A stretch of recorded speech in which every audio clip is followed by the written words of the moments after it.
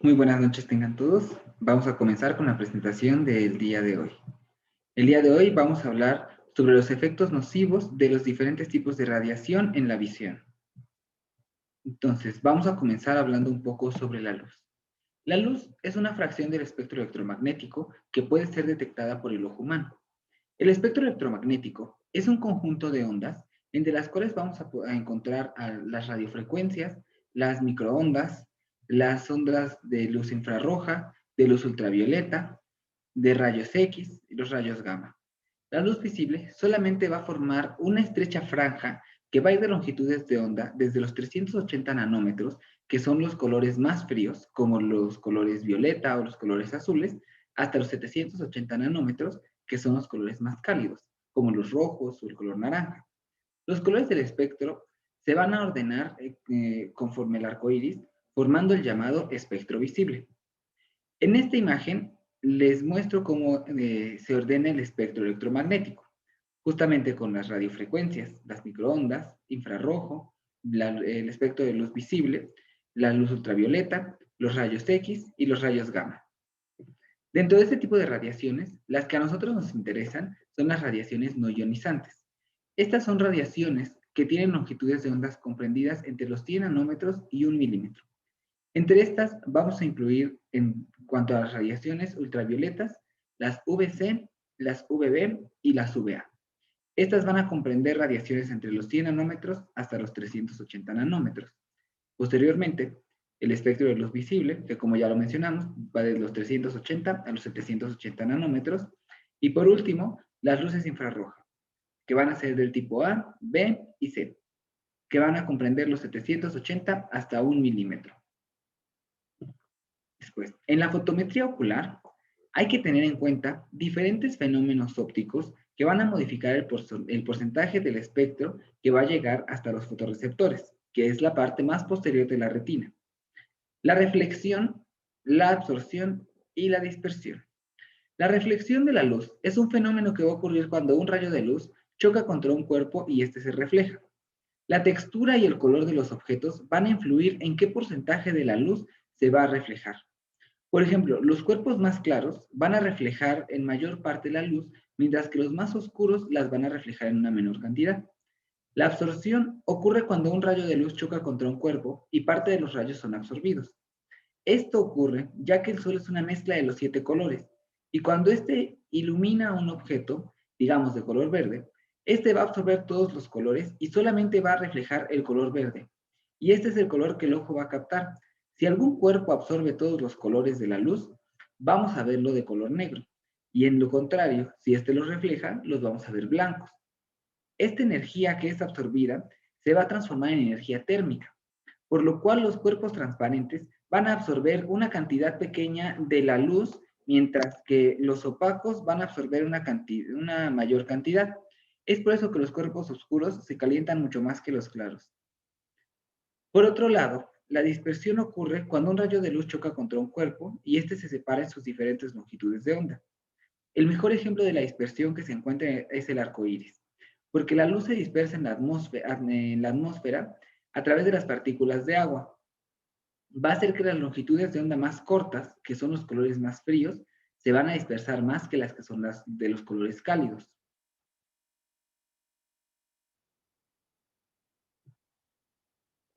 En el interior del ojo también se van a producir este tipo de efectos. Por ejemplo, la reflexión se va a producir cuando el índice de refracción tenga un cambio muy brusco, aumentando también el ángulo de incidencia. Como podemos ver en la imagen, el cambio más brusco que se tiene del índice de refracción es cuando pasan las imágenes del aire hacia la córnea.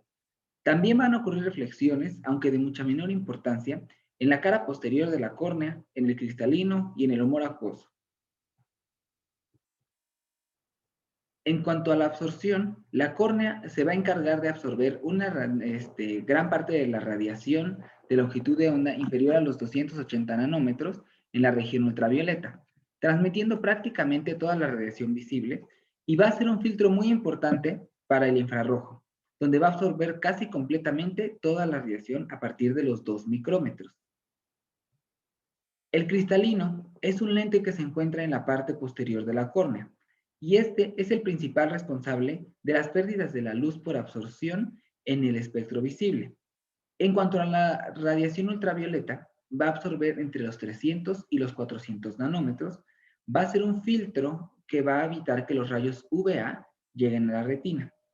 En la región del infrarrojo, el cristalino va a transmitir prácticamente toda la radiación. La radiación que se puede llegar hasta la retina va a estar constituida básicamente por la luz visible y la luz infrarrojo de tipo A. También puede llegar un poco de UVA, pero es en una pequeña proporción, como podemos verlo en la imagen. La retina y la coroides van a absorber básicamente la luz visible y en mucha menor cuantía la luz infrarroja. Estas dos capas son las que se encuentran en la parte más posterior del ojo. Y como vemos en la imagen, así es como aproximadamente se va a ir absorbiendo la luz dependiendo cada estructura del ojo. En cuanto a la dispersión, esta produce pérdidas de luz con el paso de la energía radiante a través del ojo. Está producida por las partículas submicroscópicas que se encuentran en las estructuras celulares de los medios oculares. La mácula es un pigmento no fotosensible que va a actuar como un filtro y cubre la parte central de la retina. El objetivo del pigmento macular es el de mejorar la agudeza visual en la fóvea, que es el punto donde vamos a tener la visión más específica y la más delicada que se tiene en todo el ojo. Va a filtrar las longitudes de onda más cortas y esto va a reducir el efecto de aberración cromática. Esto produce ciertas distorsiones en cuanto a la visión. Los efectos de la radiación ultravioleta suelen ser unos efectos dañinos que se comienzan en la conjuntiva y en la córnea, causando fotofobias, terigiones, pingüéculas y keratopatías. También va a afectar al cristalino provocándole cataratas y a la retina causándole lo que se conoce como una degeneración macular. Las longitudes de onda más cortas, van comprendidas desde los 290 nanómetros, afectan primordialmente al epitelio corneal, que es la capa más superficial que tiene la córnea. Las comprendidas entre los 290 a los 315 van a causar daños en el estroma corneal y en la membrana de Descemet y también un poco en el endotelio corneal. El primer efecto va a ser un daño fotoquímico en el epitelio corneal. Esto es conocido como fotoconjuntivitis y fotoqueratitis, debido a que el epitelio corneal es el que absorbe mucha más radiación ultravioleta. Ahora, la fotoconjuntivitis es una inflamación de la conjuntiva y la fotoqueratitis es una inflamación que se produce en la córnea, después de un periodo de exposición de luz de aproximadamente 6 a 8 horas. En estos casos, los síntomas que llegan a causar son sensación de cuerpo extraño y fotofobia, que también es conocida como una molestia hacia la luz. Además del efecto fotoquímico, tiende a ser acumulativo, por lo que repetidas exposiciones, así sean cortas, pueden llegar a producir lesiones, como se observa en la imagen. Podemos comparar lo que se ve en un ojo normal a lo que ya se compara con un ojo severo. La pingüércula es un crecimiento amarillento que se encuentra en la conjuntiva. La conjuntiva es la parte más anterior que recubre toda la porción blanca que se llama esclera, que se encuentra en el ojo. Suele localizarse del lado nasal del ojo y es un depósito de proteína y de grasa. Normalmente se localiza en la parte nasal porque ahí es donde los rayos de luz inciden y chocan directamente en el ojo. El terigión es un crecimiento de tejido, pero este ya es un tejido carnoso. Está constituido normalmente de vasos sanguíneos y normalmente se inicia como una pingüécula. Puede permanecer pequeño o crecer a un tamaño suficientemente grande como para cubrir parte de la córnea. Y ahí es cuando comienza a tener afectación. Al iniciar a cubrir la córnea, comienza a jalar el epitelio y comienza a crear astigmatismos. Posteriormente, si sigue creciendo, puede llegar a afectar un poco del eje visual y en estos casos el único remedio que se tiene es un medio quirúrgico. En el cristalino, al estar continuamente expuesto a radiaciones ultravioletas cercanas a los 290 y a los 400 nanómetros, aquí, uno de los efectos que estas radiaciones pueden ocasionar es la formación de pigmentos en la lente, lo que causa una opacidad en el núcleo del cristalino. A esto también se le conoce como una catarata. Las cataratas llegan a hacer pérdidas de la visión pero llegan a ser pérdidas de una manera muy progresiva. Comienzan absorbiendo poco a poco la luz y comienzan opacificándose poco a poco. Al principio normalmente las personas no lo detectan hasta que esto comienza a tener una afectación en el eje visual o ya está lo suficientemente madura para que ya uno se percate de ellas. La degeneración macular se produce porque los fotones de la luz son atrapados en determinados pigmentos de la retina y producen radicales libres, los cuales van a atacar al tejido. Provoca visión central borrosa debido al adelgazamiento que tiene la mácula, como se puede observar en la imagen. Solamente va a estar afectado el centro de la visión, ya que como lo mencionamos, en esta parte es en donde se afecta la visión más central y la más delicada, que es donde se encuentra la fóvea. Y este va a haber de dos tipos. La degeneración macular seca se puede progresar a una degeneración macular húmeda, que es el segundo tipo. La húmeda se va a caracterizar por el hecho de que los vasos sanguíneos que están debajo de la retina se van a romper y pueden llegar a gotear. La seca es más frecuente, pero por lo general llega a progresar más lentamente, puede tardar años. Y es más probable que la de tipo húmedo cause un repentino cambio en cuanto a la visión a comparación de la seca. Ahora, los efectos de la radiación visible, debido a la transparencia, la córnea, el humor acuoso, el cristalino y el humor vítreo, que son las estructuras internas del ojo, transmiten prácticamente toda la radiación visible, que como ya vimos comprende de los 380 a los 780 nanómetros. La absorción de estas longitudes de onda por los fotorreceptores de la retina van a iniciar el proceso fotoquímico y neural de la visión. Pero también en grandes cantidades llegan a causar molestias. El sistema visual puede ser capaz de funcionar en un amplio intervalo de la iluminación, pero si los niveles son altos y sobrepasan estos niveles pueden producirse lesiones, como la retinopatía solar. Esta suele producirse cuando hay una fuente intensa de la luz visible, tras observaciones directamente al sol o al cielo. Normalmente se llegan a producir cuando uno ve directamente a un eclipse y ocasiona una quemadura en la retina que suele acompañarse con un edema.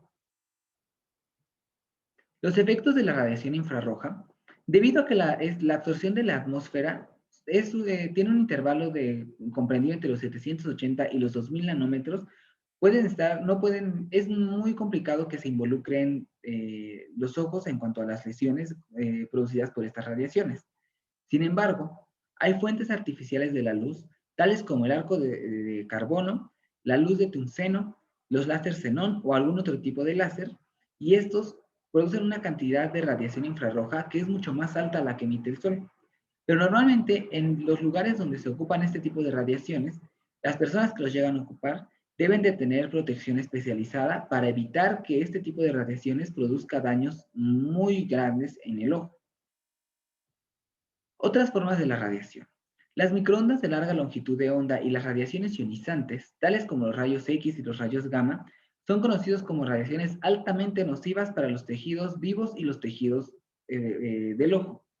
Sin embargo, estas fuentes solo están presentes ocasionalmente en determinadas instalaciones donde son tomadas las precauciones necesarias, ya sea para tomar placas o para hacer algún tipo de tratamiento con radiofrecuencias.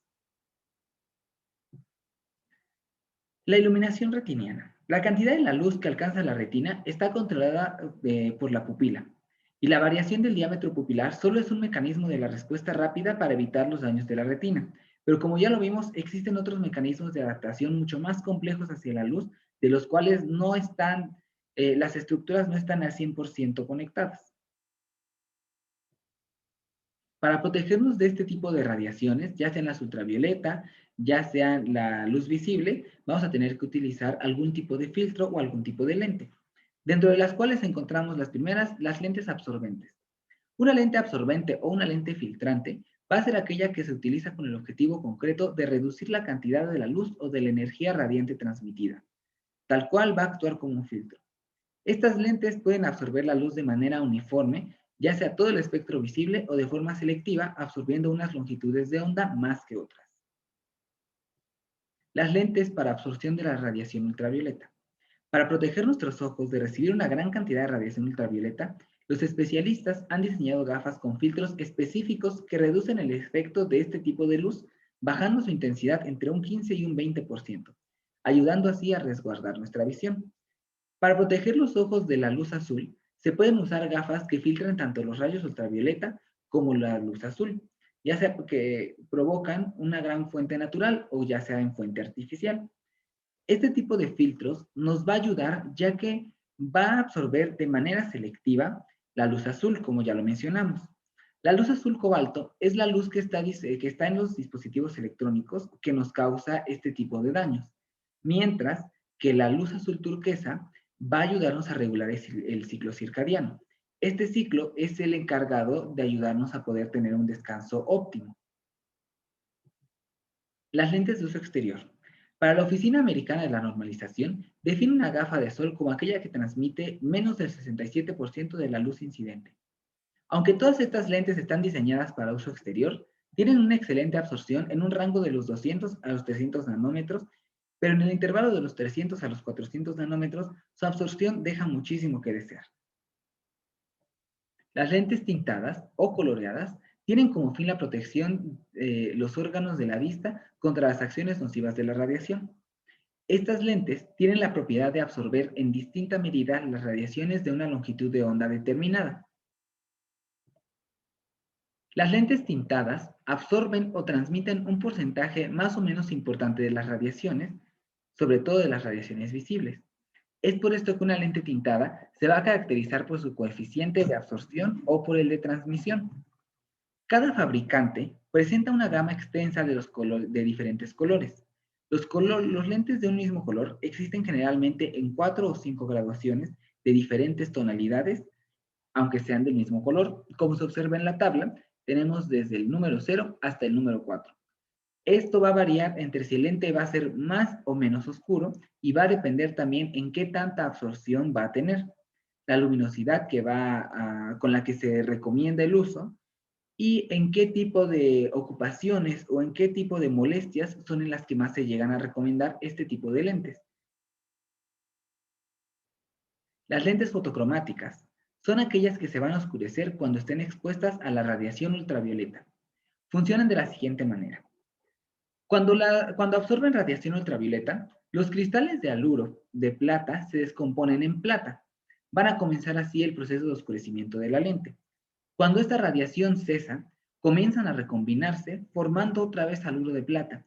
Por consiguiente, la lente va a volver a ser transparente. Va a haber diferentes tipos de lentes fotocromáticas, pero todas van a ser bastante similares. Podemos decir que los rangos de transmitancia van a variar entre un 20 a un 24% cuando la lente está totalmente oscurecida y un 60 a un 80% cuando la lente esté más clara. Esto va a variar dependiendo del tipo de lente que se utilice. Por otro lado, vamos a hablar ahora de las lentes polarizadas. La luz solar no está polarizada, pero cuando es reflejada especularmente por la superficie de un material, se transforma en parcial o totalmente polarizada, dependiendo del ángulo de incidencia que tenga, de la naturaleza que sea el material reflejante. En la imagen podemos explicarlo como la luz polarizada que viene del sol, dependiendo del ángulo que tenga y dependiendo en dónde se refleje, ya sea el asfalto, ya sea un lago o ya sea en la nieve, va a ser la intensidad con la que va a llegar hacia el ojo y con la que el ojo lo va a detectar.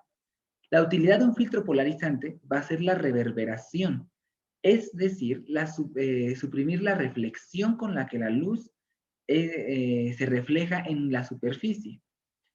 Aquí tenemos el ejemplo de cómo es el efecto de un filtro polarizado a cómo se ve sin el filtro polarizado. Las lentes polarizadas tienen al menos 9 capas de protección. Con esto van a absorber el 99% de la reverberación. Elimina 96% de los rayos ultravioleta, absorbe casi el 60% de los infrarrojos y entre un 60 y 82% de la luz del espectro visible. Bueno, y como conclusión, es que si bien el ojo tiene varios mecanismos de protección contra los diferentes tipos de radiaciones, siempre va a ser recomendable brindarle algún tipo de protección. En especial en estos tiempos en que los dispositivos digitales se han convertido en parte tan esencial de nuestro día a día. El ojo no está acostumbrado a estar expuesto a este tipo de radiaciones durante ratos tan prolongados como los que tenemos en este tiempo que se está viviendo de home office, por ejemplo. Y como bien, el uso de este tipo de dispositivos ya no lo podemos moderar como tal. Así que si bien no lo podemos moderar, al menos podemos brindarle al ojo un tipo de protección extra que nos ayude a detener o al menos a frenar un poco estas patologías. Para utilizar este tipo de lentes, vamos a tener para la región visible, comenzar por determinar si una cierta absorción del espectro visible es útil para proteger el ojo contra el deslumbramiento proveniente de la luz intensa y prolongada. Para este tipo vamos a utilizar las lentes fotocromáticas, las lentes polarizadas y las lentes tintadas, dependiendo cuál sea el uso y dependiendo cuáles sean las molestias y las necesidades del paciente. Para la región invisible, si los infrarrojos no son nocivos en sí mismos, salvo como habíamos comentado en personas que están expuestas a estos, que deberían de tener la protección adecuada en sus respectivos trabajos, aunque por el contrario, toda lente debería absorber la radiación ultravioleta al menos inferiores a las 330 nanómetros. Es recomendable que todos los lentes tengan algún tipo de filtro protector, al menos que llegue a este tipo de radiaciones, para que al menos el ojo pueda tener este pequeño apoyo. Agradezco muchísimo su atención y espero que esta plática fuera de su agrado.